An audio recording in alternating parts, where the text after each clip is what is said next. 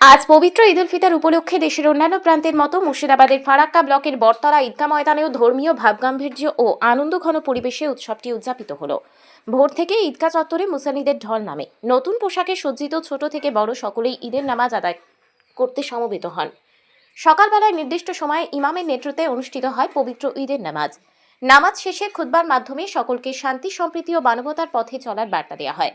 বিশেষ করে সমাজে ভ্রাতৃত্ববোধ জোরদার করা, গরিব দুঃখীদের পাশে দাঁড়ানো এবং হিংসা বিদ্বেষ ভুলে একসাথে এগিয়ে যাওয়ার আহ্বান জানানো হয়। নামাজ শেষে একে অপরকে কোলাকুলি করে ঈদ মোবারক জানাতে দেখা যায় মুসল্লিদের। বটতলা ঈদগাহ ময়দানে মুহূর্তেই মিলন মেলায় পরিণত হয়। দীর্ঘদিন পর অনেকের সঙ্গে দেখা হওয়ায় আবেগঘন পরিবেশেরও সৃষ্টি হয়। ঈদ উপলক্ষে আগে থেকে অনেকেই সদকাতুল ফিতর প্রদান করেছেন, যাতে সমাজের দরিদ্র মানুষরাও এই আনন্দে সামিল হতে পারেন। স্থানীয় প্রশাসনের পক্ষ থেকেও নিরাপত্তার যথাযথ ব্যবস্থা গ্রহণ করা হয়েছিল, ফলে শান্তিপূর্ণ পরিবেশে সম্পন্ন হয় পুরো অনুষ্ঠান। ঈদের আনন্দকে আরো বাড়িয়ে তুলতে বাড়ি বাড়ি চলছে নানা রকমের আয়োজন। সেমাই, ফিরনি, পোলাও ও মাংসের সুস্বাদু পদে মুখর হয়ে উঠেছে প্রতিটি পরিবার। ছোটরা যেমন নতুন জামা পরে খুশিতে মেতে উঠেছে, তেমনি বড়রাও আত্মীয় স্বজনদের সঙ্গে সময় কাটিয়ে দিনটিকে বিশেষ করে তুলেছেন। সব মিলিয়ে ফারাক্কার বটতলা ঈদগাহে এবারের ঈদ উল ফিতর উদযাপন ছিল শান্তিপূর্ণ, আনন্দমুখর ও সম্প্রীতির এক উজ্জ্বল নিদর্শন, যা এলাকার মানুষের মধ্যে ভালোবাসা ও ঐক্যের বন্ধনকে আরও দৃঢ় করেছে। আজকে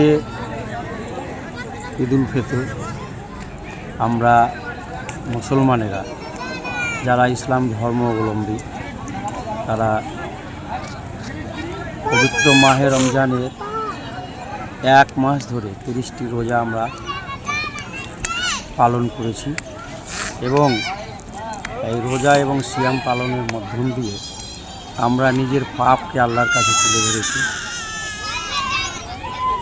এবং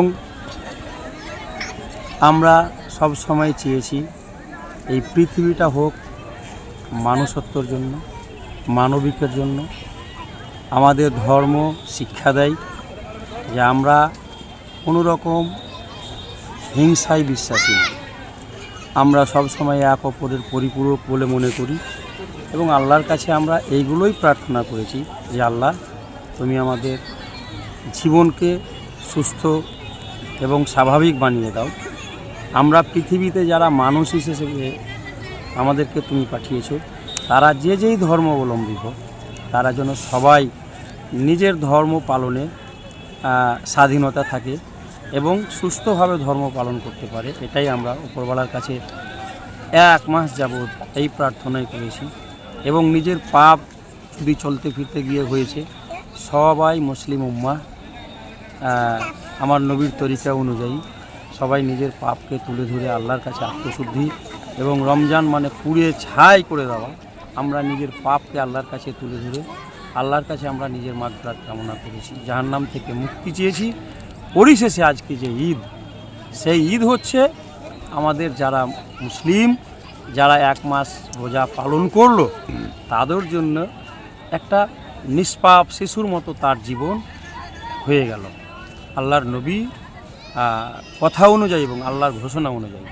আমরা সেইটাকে আজকে সম্পূর্ণ করলাম এবং আল্লাহর কাছে আমি আরও প্রার্থনা করি, আল্লাহ, এই যে যদি আমাদের রোজার মাধ্যমে কোনো রকম ভুল ত্রুটি হয়ে থাকে, তাহলে আল্লাহ তুমি আমাদের এই ভুল ত্রুটিকে ক্ষমা করে দিয়ে তুমি যে প্রতিশ্রুতি দিয়েছো আল্লাহ, সেই জাহান্নাম থেকে মুক্তি এবং জান্নাতের লালসায় মরার পরে যে একটা বিশাল জগৎ আছে, সেই জগতে যেন শান্তি পাই, জান্নাত পাই, বেহেশত পাই, এই আমরা আল্লাহর কাছে প্রার্থনা করছি। এবং আজকে আমাদের পবিত্র ঈদ সারা পৃথিবী জুড়ে হচ্ছে। গতকালকে আরব দেশগুলোতে হয়েছে, আজকে বাকি দেশগুলোতে হচ্ছে। আমাদের কি বলে যে এই ঈদগাহ থেকে একটা বার্তা দিচ্ছি যে আমরা এই ঈদের নামাজের পরে আমরা এখানে সমস্ত আমি ভারতবাসী, আমরা সমস্ত ধর্মের লোক বসবাস করি।